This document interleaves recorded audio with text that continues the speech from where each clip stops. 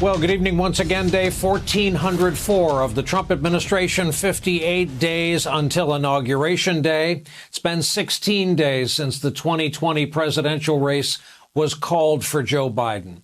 And today might mark the first day of the rest of Donald Trump's life. That is because tonight Joe Biden officially became president-elect. And let's also be real clear here. It's over. The president has failed in his attempt to overturn an election result.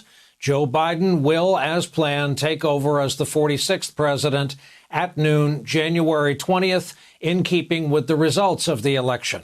Another way of putting it is Trump's defeat became official when the woman who runs the General Services Administration, faced with a boss who will not concede, just tonight grudgingly agreed to officially begin the transition to the Biden administration. In a letter to Biden that avoids calling him president-elect, Emily Murphy signed off on his transition and noted she was under no political pressure, writing, quote, "Please know that I came to my decision independently based on the law and available facts. I was never directly or indirectly pressured by any executive branch official, including those who work at the White House or GSA, with regard to the substance or timing of my decision. I did not receive any direction to delay my determination." Her decision came just hours after election officials in Michigan certified Joe Biden's victory. Trump posted his reaction to the news about the transition with a message that did not sound like a concession. Quote, "I want to thank Emily Murphy at GSA for her steadfast dedication and loyalty to our country. Our case strongly continues, and we will keep up the good fight, and I believe we will prevail. Nevertheless, in the best interests of our country, I am recommending that Emily and her team do what needs to be done and have told my team to do the same."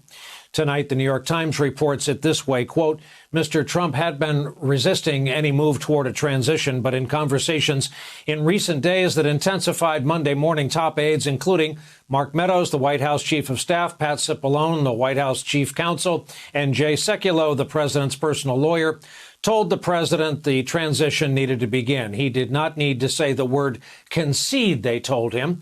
Trump continued to solicit opinions from associates, including Rudy Giuliani, who told him there were still legal avenues to pursue.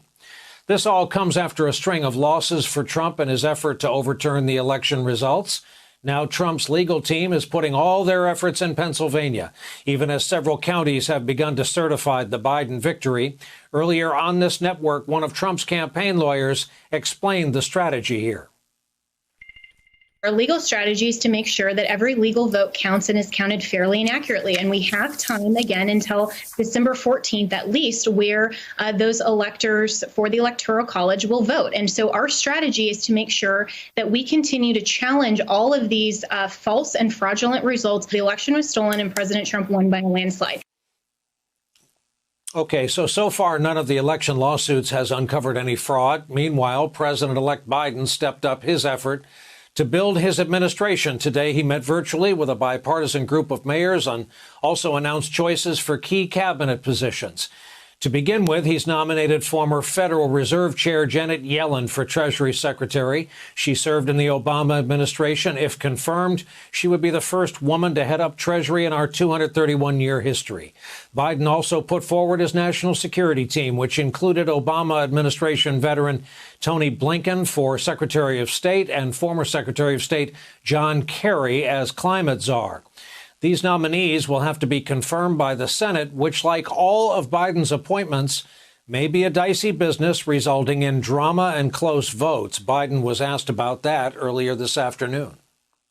Do you expect Republicans to put up any significant roadblocks to your nominations? Are you kidding me? Why do you go with national security first? The New York Times notes Biden appointees will also have to deal with decisions being made by the Trump administration on their way out. Quote, Mr. Trump's political appointees are going to extraordinary lengths to try to prevent Mr. Biden from rolling back the president's legacy. Some of Mr. Trump's advisors make no attempt to hide the fact that their actions are aimed at deliberately hamstringing Mr. Biden's policy options even before he begins.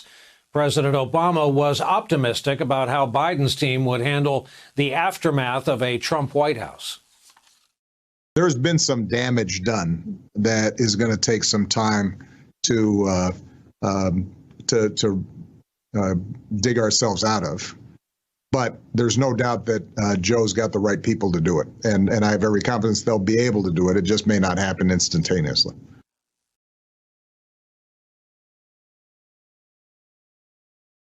Hey there, I'm Chris Hayes from MSNBC. Thanks for watching MSNBC on YouTube. If you want to keep up to date with the videos we're putting out, you can click subscribe just below me or click over on this list to see lots of other great videos.